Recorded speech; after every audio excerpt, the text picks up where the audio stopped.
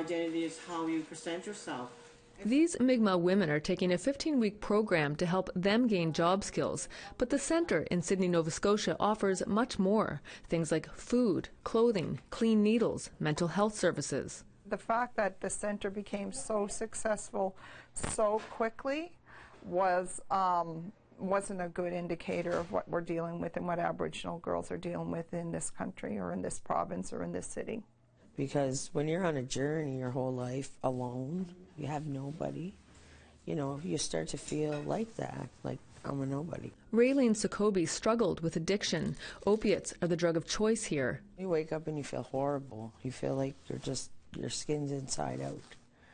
He does good things for her. She's been clean for a year and hopes coming here can help her land a job. This program, it helps a lot. And I'm very thankful for them doing this for us, The centre opened its doors a year ago after a series of eye-opening events. A young Mi'kmaq woman went missing. No one even knew for weeks because she was homeless. She was in the system. She aged out. The housing crisis is in the community. You're couch surfing.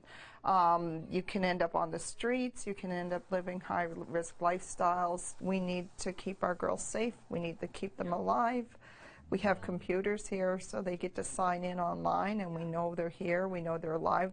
99% of them down there on the street are not there by choice. Then last year, a prostitution sting by Sydney police nabbed 27 men for soliciting. But the real shock was the number of Mi'kmaq women involved. I worry about one of the girls that is pregnant right now, and she's being forced into prostitution by her boyfriend. The life stories of women at risk share common threads: addiction, poverty, abuse, experience with the child welfare system. The commonality is that they lost trust in us as First Nations people, as their community people. As people in our community are supposed to keep them safe and help them, they've lost that trust. Somebody to be there for us. Marshall works hard to gain back that trust. Number one, to me, is like non-judgmental services. Very important. If someone says they're in recovery and come to pick up some rigs, don't judge, ever.